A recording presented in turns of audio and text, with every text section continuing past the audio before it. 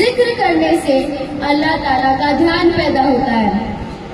اللہ تعالیٰ کا دھیان انسان کو برائیوں سے روکتا ہے اور اچھے کاموں پر آمادہ کرتا ہے، اور اللہ تعالیٰ ذکر کرنے والے کا تذکرہ فرشتوں کے مجلس میں فرماتے ہیں۔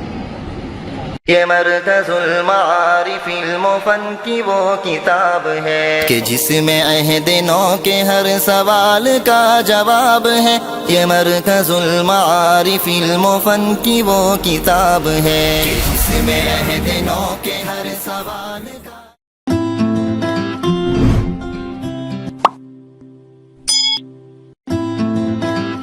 السلام علیکم ورحمۃ اللہ وبرکاتہ۔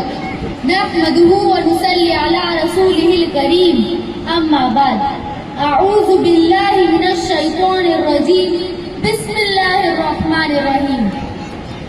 یا ایہا الذین آمنوا اذکروا اللہ ذکرا کثیرا وسبحوہ بکرۃ واصیلا۔ اے ایمان والو، تم اللہ کو کثرت سے یاد کرو اور صبح و شام اس کی تسبیح و تقدیس کرتے رہو۔ محترم خواتین و حضرات، آج پوری دنیا کے انسان دل کے اطمینان کو ڈھونڈ رہے ہیں، اور جتنا وہ اطمینان کو حاصل کرنے کی کوشش کر رہے ہیں اتنی ہی بے چینی بڑھتی جا رہی ہے۔ اللہ تعالیٰ فرماتے ہیں دلوں کا اطمینان صرف اللہ کے ذکر میں ہے۔ آپ صلی اللہ علیہ وسلم نے فرمایا کہ ذکر کرنے والا ایسا ہے جیسے کہ زندہ، اور ذکر نہ کرنے والا ایسا ہے جیسے کہ مردہ۔ ذکر کرنے سے اللہ تعالیٰ کا دھیان پیدا ہوتا ہے۔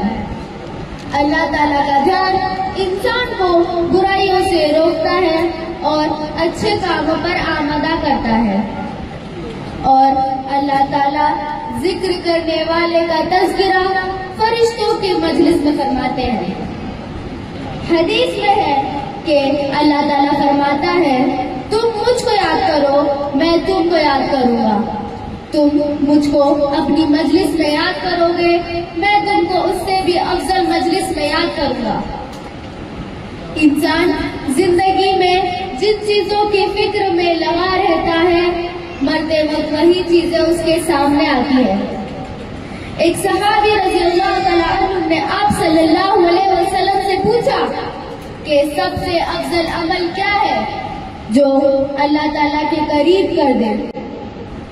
آپ صلی اللہ علیہ وسلم نے فرمایا کہ تمہاری موت اس حال میں آئے کہ تمہاری زبان اللہ کے ذکر سے تر ہو، اور یہ سب تبھی ہو سکتا ہے جبکہ زندگی میں ذکر کا اہتمام کیا گیا ہوگا۔ اللہ تعالیٰ ہم سب کو کثرت سے ذکر کرنے کی توفیق عطا فرمائے اور ایمان پر خاتمہ نصیب فرمائے، آمین۔ وآخر دعوانا ان الحمد للہ رب العالمین۔